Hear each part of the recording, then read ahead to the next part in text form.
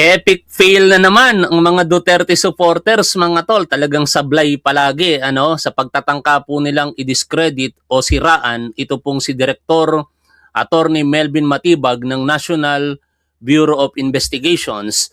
Talagang kung ano-ano po yung mga ginagawa nila.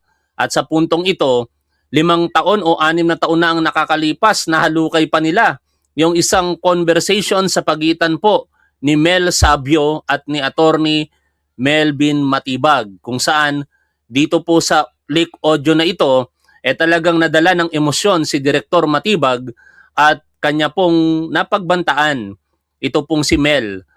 At syempre matagal na pong panahon yan. Kanina sa press conference po ng National Bureau of Investigation ay nagkaayos na talaga sila matagal na. Nandoon nga po itong si Mel Sabian, I'm sorry, not Sabio. Mel Sabian, kung saan niliwanag niya na nagkaayos na po sila at wala nang problema sa pagitan po nilang dalawa. Kaya muli po nating sinasabi, epic fail talaga itong mga Duterte supporters. Kung kayo tatanungin ko, mga tol, napakasinungaling ba talaga ng mga Duterte supporters? Kindly comment yes, no? Tatanungin ko kayo muli, gumagawa ba lagi ng mga kung ano-anong kwento ang mga ito para lamang i-discredit yung mga taong ayaw po nila? Kindly comment yes kung kayo po'y naniniwala dyan. Alam niyo, putok na putok talaga ang pangalan ni Direktor Matibag sa ngayon dahil ginaganapan niya po ng napakahusay ang pamumuno sa National Bureau of Investigation bilang direktor po nito. At isa po sa mga major accomplishment nito pong si Direktor Matibag ay ang pagkaka-raid diyan po sa isang KTV bar na pugad pala ng prostitusyon at human trafficking. Dito po yon sa amin sa Pasig City.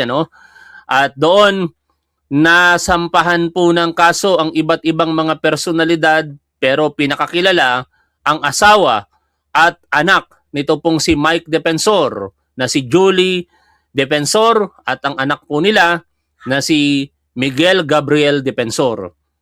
Pero sinasabi din po ng NBI ngayon na mukhang masasampahan din ng kasong paglabag sa Anti-Trafficking in Persons Act ito pong si Mike Defensor dahil po sa mga lumalabas na ebidensya kaugnay po ng kanilang pagmamay-ari sa nasabi pong establishmento. Sinabi pa nga ni Direktor Matibag na nung panahon ng pangangampanya nito pong si Mike Defensor, ginamit pa ang KTV bar na yan para po magsagawa ng mga press statement at diyan daw po kinikater yung mga tumulong sa kanyang barangay captains, di umano, ini-entertain diyan sa KTV ayon po kay Direktor Matibag. Kaya naman, ang mga DDS, dahil tinatamaan ng isa sa mga magiting na sumusuporta kay Sara Duterte na si Mike Defensor, talagang magiting pagdating kay Sara Duterte. Bakit? Sip-sip kasi, no? Hahamakin ng lahat para lamang kay Sara Duterte. Kakalimutan ang naging pagsasama nung nakaraang 2022 election kung saan itinaas pa ng ating Pangulong Bongbong Marcos ang kamay niya sa pagka-mayor. Pero dahil nga po sip-sip itong si Mike Defensor kay Sara Duterte and perhaps meron talagang personal na intensyon o motibo, tinalikuran niya po si Pangulong Bongbong Marcos bagkus kumampi ng solido, pabor para kay Sara Duterte. At dahil nga po sa mga sitwasyon na yan, pinalalabas ngayon ng kampo ng mga Duterte at supporters nito at nitong si Mike Defensor na pamumulitika lamang ang nangyari. Pero wala pong katotohanan yon sapagkat ang raid na isinagawa po ng NBI sa pangunguna ni Direktor Matibag noong April 21, 2026 dito po sa amin sa Pasig City ay nakaangkla sa isang legitimate law enforcement action para po i-rescue ang mga biktima ng human trafficking. 54 po na mga kababaihan, karamihan po sa kanila mga single mother at meron pa pong mga menor de edad ang nasagip ng ating NBI sa tulong po ng City Health Office personnel, ng City Social Welfare and Development Office at mga personnel mula po sa IACAT or Interagency Council Against Trafficking. Siyempre, dahil nga po sa mga accomplishment na yan, talagang ayaw magpatalo ng mga Duterte supporters. Kaya babalik tayo dito sa ating pinag-uusapan. Pilit nilang hinahalungkat ang nakaraan at hindi ko na po i-play ang audio sapagkat ito po ay paglabag sa batas. Salamat na lamang na wala sa loob ko nung live stream natin kahapon. Buti na lamang nag-technical error. Kung hindi, na-play ko, which is paglabag po sa batas. Ewan ko ba kung anong nangyari sa akin at na-miss ko sa aking isipan yung Republic Act 4200 or the Anti-Wiretapping Act. No?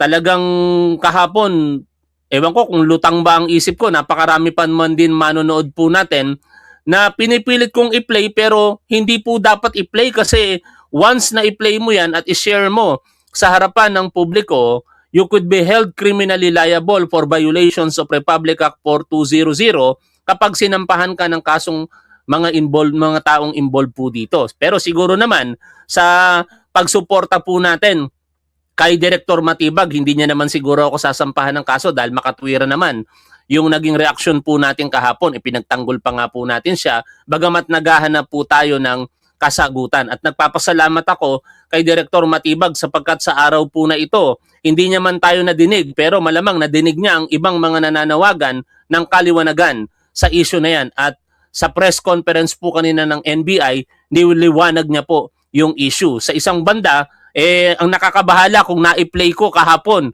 baka idemanda ako ni Mel Sabian. Yun ang problema doon. Kaya salamat na lamang talaga nagkaroon po tayo ng technical error at hindi nyo po nadinig at hindi naging maliwanag yung audio na ipine-play po natin kahapon. Ngayon, hindi ko po ito ipe-play pero bibigyan ko lamang po kayo ng idea kung ano po yung nilalaman ng audio. Ito naman po ay matagal na, nagkapatawaran na po sila, pero doon po kasi tayo sa tama at dapat. May mga bumabati ko sa akin, bakit mo yung kino-content? Hindi naman yung totoo. Ayan. Hindi po yun ang punto, Sapagkat unang-una, totoo po ito. Inamin na po ni Director Melvin Matibag at ni Mel Sabian na sila po talaga yung taong involved doon po sa pag-uusap. Pero ngayon, maayos na po sila sa isa't isa. Ngayon, ang punto natin, dapat mapanagot ang mga taong nag-share nito, katulad po nitong My Own Opinions, no? Itong Facebook page na My Own Opinion, alam po natin kung ano po ang kinikilingan po nito, pabor para sa mga Duterte. Katakot-takot po na paninira ang ginagawa po nito sa kasalukuyang gobyerno at mga pinagkakatiwalaan po ng ating Pangulong Bongbong Marcos. Siyempre, nandiyan po si Director Melvin Matibag at iba pang mga personalidad. Kaya I hope kasama po itong page po na ito sa mga matukoy ng NBI at sampahan ng kaso nito pong si Mel Sabian para sa hindi po consented na pagpapakalat. Kasi pwede mo namang ipakalat yan kung consented no? Kung ang tao nagbigay sa iyo ng pahintulot para ipakalat yan for his protection, although sa parte naman ni NBI Director Matibag, malalabag mo yung kanyang karapatan. Kaya para kang susugal doon. Kaya ang better, wag mo itong ipapakalat. At gano'n naman yung ninanais po ng kausap dito ni Director Matibag. In fact, sa pagpapaliwanag niya nga po kanina dito, kaya lang daw niya binigayan sa kanyang kaibigan para magkaroon siya ng security kahit paano. Na nagkaroon ng ganoong sitwasyon noong 2020 at after that, wala na kasi maayos na talaga sila sa isa't isa. Pakinggan po ninyo ang pahayag po dito ni Mel Sabian. First, kasi siyempre mag-opposite kami ng record namin. Siyempre para sa safety. Pero hindi ko yun ipinasa para i-post. Hindi ko nagbigay ng consent. So, pinasa ko lang yan para sa FKIP na merong ganong incident. Kanina niyo, sir, pinasa? Hindi ko pwedeng yun. Kasi actually, mga friend namin. So, siya ang pinagmula ng leak ng video? Hindi lang isang tao. Hindi lang isang tao. Saan ba talaga kayo magkaibigan ng director? Yes. Yung nangyari na yun, actually nasa niya ako. Napunta sa kaibigan. Malalim na relationship. Sa Pilipinas. Paano sa kabila? 2020. November 2020. Diba? Napakatagal na. Alam niyo kaya inilabas ito ng mga tatanga-tangang Duterte supporter para tabunan yung pagbabanta na ginawa ni Sara Duterte sa ating Pangulo, sa ating unang ginang at sa dating speaker. Gusto nilang pangatwiranan na porket Si Sara Duterte kalaban sa politika, hinaharas ngayon. Samantala si NBI Director Matibag, palibasa nasa administrasyon kahit daw nagbabanta, walang aksyon na ginagawa. Tandaan natin, 6 years ago po ito. In fact, nakalagay nga po dito sa caption ng balita. Nagkapatawaran na po. Inireklamo sa National Bureau of Investigation ang mahigit 5 individual na nagpakalat umano ng video ng pagtatalo ni na NBI Director Melvin Matibag at kaibigan niyang si Mel Sabio. Ay, tama naman pala yung pagkakabanggit ko sa apelyido. Minali ako nitong thumbnail natin, Sabia nang nakalagay. I'm sorry, mali yung nakalagay po sa thumbnail natin, kung hindi Sabio. Okay, sa pagharap sa press conference ng NBI sa Pasay City, sinabi ni Sabio na reklamong paglabag sa Data Privacy Act ang kanyang isinampa. Bagamat inamin na niya na siya mismo ang nag-record ng usapan nila ni Matibag, itinanggi niyang balak niya itong isa publiko kundi para lamang sa kanyang safety. Ipinasa niya raw ang video sa isang kaibigan pero hindi siya pumayag na i-post ito. Idiniin ni Sabio na nagkapatawaran na sila ng NBI Director na matagal na raw niyang kaibigan. Naniniwala naman si Matibag na may kinalaman sa politika ang paglabas ng video matapos ang 6 na taon. Indeed, talagang may kinalaman po ito sa politika para iligtas ang prinsesa nilang pusit. Na ngayon, sa araw po na ito, ay bumoto ang Committee on Justice unanimously. 55 po ang physically present, wala pong may isa ang tumutol, na kanila pong pinapayagan ang resolusyon para po sa isang articles of impeachment para po ma-impeach itong si Sara Duterte. Kaya ine-expect po natin yan sa mga susunod na araw and probably baka by May 11, next Monday, magkakaroon na po ng pagboto sa plenaryo para muling ma-impeach itong si Sara Duterte. Wala din pong katotohanan ang pinapakalat ng mga sinungaling na mga Duterte supporters, mga tatanga-tanga talaga, na meron daw pong mga nag-withdraw na mga kongresista. Sabi nga po ni Professor Antonio Contreras, hindi nagmamating yung kanilang math. Basahin po natin yung post ni Professor Antonio Contreras hinggil po sa issue na yan. Dito, sinabi niya, nasaan ba banda yon? Dali lamang Okay. Ay,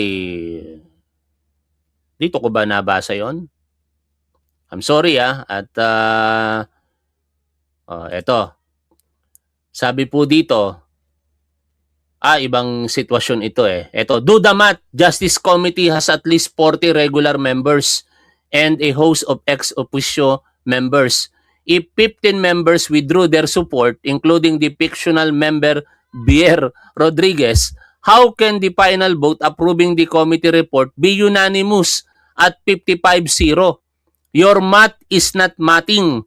You faking liars, sabi po dito ni Professor Antonio Contreras. Kaya maliwanag mga tol na ang pinagagagawa po talaga ng mga Duterte supporter ay puro kasinungalingan. At binibiktima po nila ngayon si Director Matibag dahil talagang napakaganda so far ng ginagawa ni Director Matibag sa NBI at tinatamaan yung kanilang mga hinahangaan, si Mike Defensor at yung prinsesa po nilang pusit na si Sara Duterte. Bakit? Si NBI Director Matibag kasi naging resource person po ito sa impeachment proceedings laban kay Sara Duterte last April 29.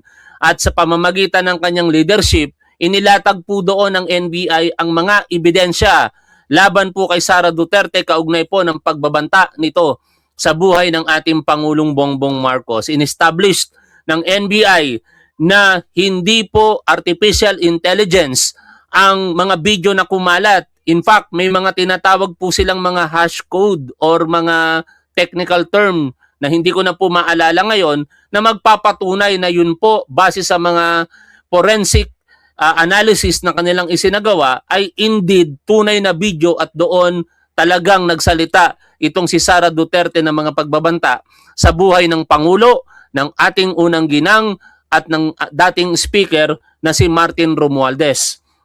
At nagpakita pa ang mga NBI ng series of videos kung saan ito pong si Sara Duterte ay kinumpirma yung mga pagbabanta na yon sa mga series of interview sa kanya.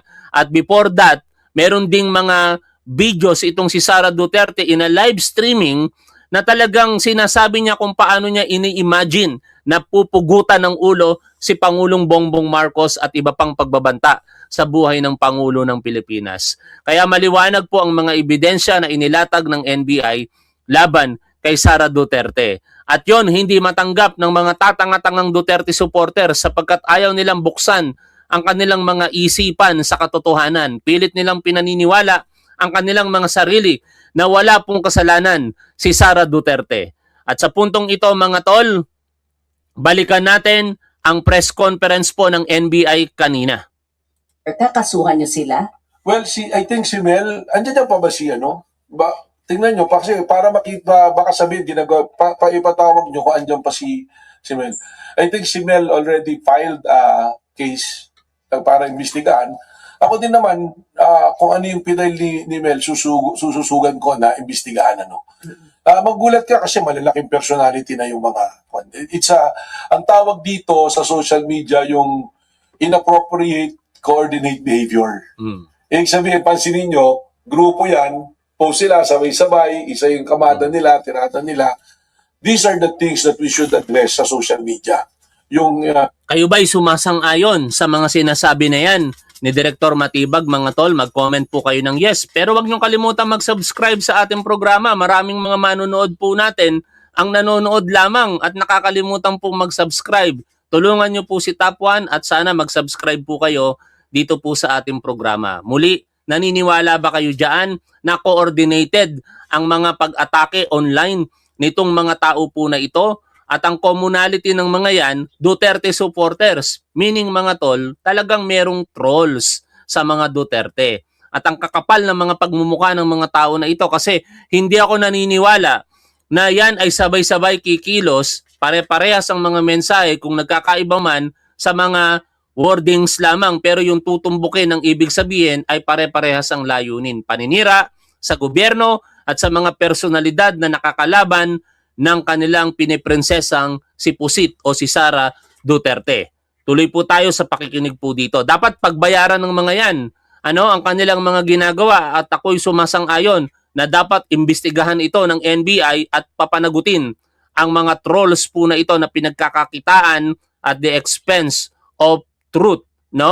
Yung katotohanan, binabaluktot po nila, pinakakalat po nila ang kasinungalingan. At kawawa naman po yung mga kapwa po natin Pilipino na napapaniwala po nila sa kanilang mga kasinungalingan. Inappropriate coordinate behavior. Ito pala si paring Mel Andiyan si Mel, para siya si Mel Sapio, no? Ako'y naniniwala sa iyo, Seven Samurai. Parang seryoso ka ngayon, ha? Bihira kitang mabasa na nagsasalita ng seryoso sa comment section, eh. Sabi ni Seven Samurai, wala nang pag-asang magbago ang mga DD sheets, no? Alam niyo ang salitang DD sheet, di naman sa pagmamayabang sa inyo, tayo po ang nagpauso niyan sa ating programa. Pero alam mo, Seven Samurai, ayoko nang tawaging DD sheet ang mga yan. Mas appropriate para sa akin na tawagin mga tangang Duterte supporters. I will be blunt na, no? Hindi na tayo magbibigay pa ng termino para tawaging DD sheet lamang sila. Dapat sabihin ko sa aking programa na talagang mga tanga ang mga Duterte supporters at tama ka, hopeless case beyond repair na ang mga kupal na yan. O, tuloy po tayo dito. Yung ginagamit nila ron, to correct it. Halika, Mel, upo ka dito sa tabi ko. Para sabihin ko sa inyo, he is not a media personality, he is not a barangay official, he is a private individual na nakaladkad pa rito para sa para kinikwento ko lang yung nangyari, Mel, no? Before, na-file mo na ba yung, yes. Nag-file siya ng reklamo. So, kung ano yung reklamo niya, sususugan ko na lang yun. Okay lang po ba tanungin si Sir Mel? Sir Mel, ano po yung sinampan yung kaso? Opo, ano po yung sinampan yung kaso? Data Privacy Act. Oo. Okay lang po ba i-elaborate lang? Kayo po ang nag-record o may nag-record na iba? Paano po ba yun? Actually ho, 2020 po ho yan nangyari. Nasa kabilang partido ho ako, politika sa San Pedro, 1st District. And then, so nagkaroon kami ng pag-uusap ni attorney doon nga sa telepono. So, after naman yan ng siguro, long week. Sige, patulan natin yung isinisingit ni Scorpio. Wala ka na naman sa hulog. Pero bad news ito para sa iyo, Scorpio. Ano? Alam mo ba na sa araw po na ito, ang 4 na ethics complaint laban sa mga senador, kabilang yung ethics complaint dito kay Senator JB Ejercito ay dinismiss ng Ethics Committee for not sufficient informed. Pinapakorek ng Ethics Committee na ayusin daw po ng mga complainant yung kanilang inihain na reklamo sa Ethics Committee. Kaya for how many months tayong nag-intay, yun lang pala ang magagawa ng Ethics Committee. I-dismiss yung 4 na ethics complaint at yung isa dito po kay Senator Bato de la Rosa, wala pa pong kaukulang aksyon. O, tuloy po tayo dito. Nagkaayos din ho kami, nag-usap po kami at nagkapatawaran. Hingi din ho ako ng dispensa sa kanya dahil doon sa mga na-post. So, yung post ho is political. So, doon ho nag-start yan. Kaya ako ho, medyo na gulat kasi matagal na ho yan eh. So, lumabas ho ngayon, so nagagamit and medyo affected na rin yung aking family kasi syempre lumalabas na yung pati yung pangalan ko, yung mga anak ko. So mas minabuti ko kung mag-file na ng kaso. Okay na, last na lang sir from my end. Ano ang lesson learned niyo po dito sa experience na ito? Siguro naging part na lang ho siguro ng process. Wala naman ho ako mababago doon eh. Nangyari na ho yan. Pero kami ho ni attorney, after ho niyan, naging magkaibigan ho kami. Actually ho, ginawa niya po ho akong industrial partner. Magkahanap buhay ho kami. So pinagkatiwalaan niya po ako, hindi lang po sa... Biruin ninyo, ang tagal-tagal na nang nakalipas, magkaayos na yung dalawa, business partner pa. Tapos, sisirain nyo yung magandang relasyon at pagkakaibigan ng dalawa. No? Para lamang sa mga layunin ninyong masama, mga Duterte supporters. Talaga kayo, mga hinayupak talaga kayo, mga anak ng teteng talaga kayo eh.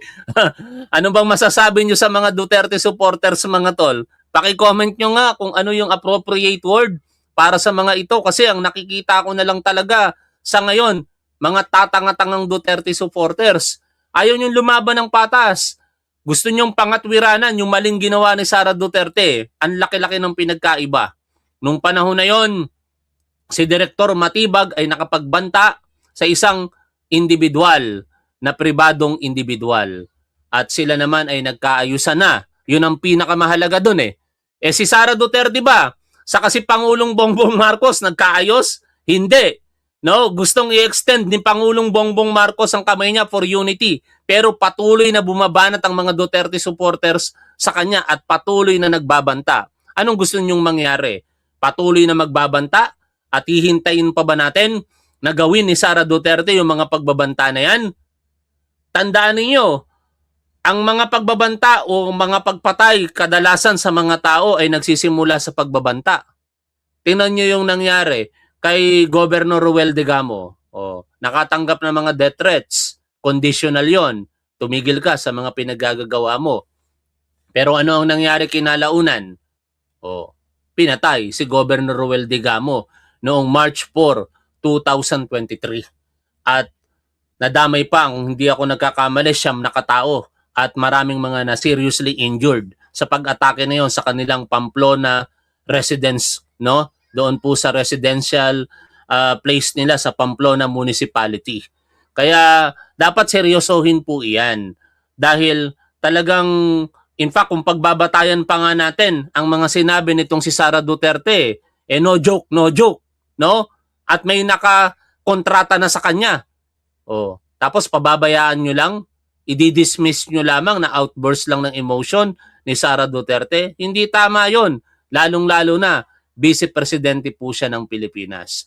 We are expecting a very high standard pagdating sa ethical sa ethics, no, ng isang tao, partikular sa isang pinuno o ikalawa sa pinakamataas na leader sa ating bansa. Isa, dalawang anak buhay. So, yung issue na ko na pinalalabas ho nila dyan sa aming audio is ako medyo nagagalit po ako dyan kasi affected na ho yung aking especially yung mga anak ko. Salamat po. Thank you. I agree, Scorpio, talagang isang malaking katanghan ang sumusuporta sa Duterte at lantarang sumusuporta sa mga Duterte. Pero if you are alluding to Senator JB Ejercito, you are mistaken, Nagkakamali ka. And perhaps siguro aminin mo na, Scorpio, na hindi ka naman talaga PBBM supporter nor loyalista. Ikaw ay dilawan, kaya matindi din ang galit mo kay Senator JB Ejercito. Kasi alam ninyo, ang mga dilaw galit sa mga estrada. Alam naman natin ang history ng mga dilaw. At tingin ko, yun ang pinaguhugutan mo, kaya kahit out of topic, pilit mong pinapasok dito sa ating programa, si JB Ejercito. Parang si Danang nung nakaraan, nanonood dito sa ating programa. Pilit na ipinapasok ang mga issue na hindi naman kaugnay sa ating topic.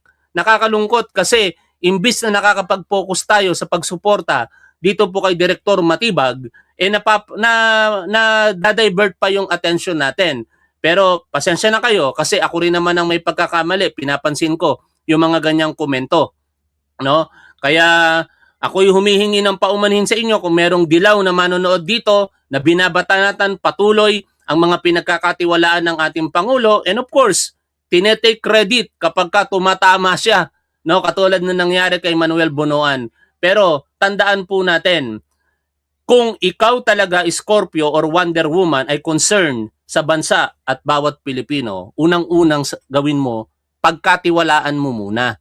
Ang hirap kasi sa posisyon mo, lagi kang nagdududa. Tapos pagka nagtama yung duda mo, ite-take credit mo na tama ka, pero hindi mo nakikita yung mas maraming mga nagagawa ng mga taong pinagkatiwalaan ng ating Pangulong Bongbong Marcos sa kasalukuyan. Tuloy po tayo sa pakikinig po dito sa NBI and let's forget muna about Senator JB Ejercito. May tanong pa ako?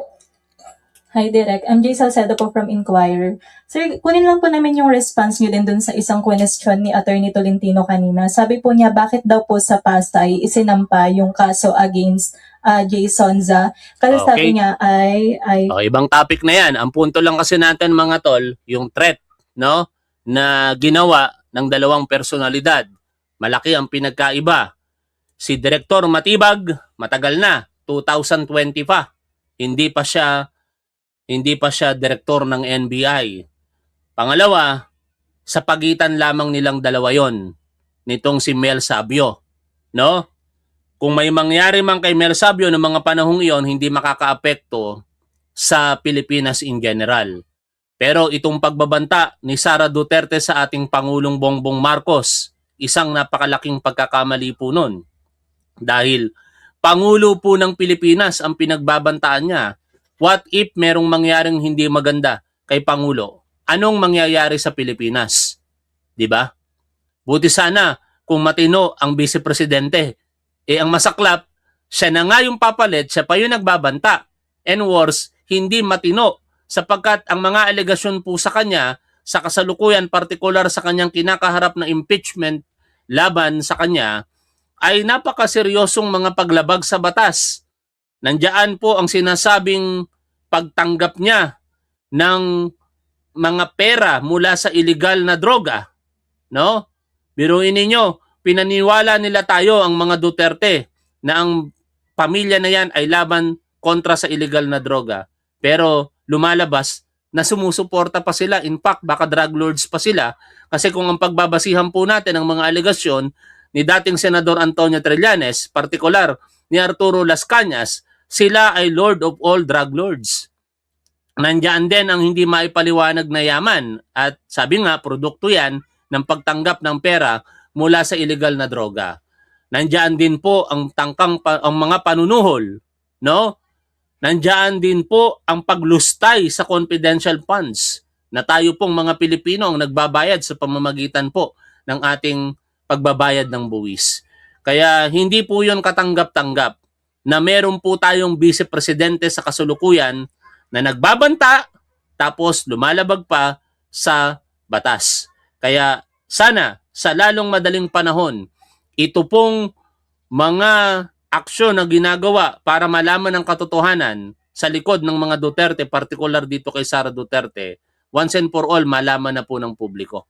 Sa pamamagitan po ng pag-impeach sa kanya una ng House of Representatives at syempre ang paglilitis sa Senado. Bagamat ako'y naniniwala na mukhang hindi po natin makukuha ang conviction sa Senado, pero mahalaga na makita natin ang mga ebidensya sa pamamagitan ng paglilitis. Kasi ang mga ebidensya po na ito ang magmumulat sa mga taong tunay na concern sa publiko at hindi pinaguhugutan ang personal na galit sa kung sino lamang, kung hindi ang concern talaga para sa bansa at bawat Pilipino. Maraming salamat po sa inyong lahat. Lagi po nating tandaan kung ano po ang tama at dapat, doon po tayo. Keep safe. See you always. Bye for now, mga tol.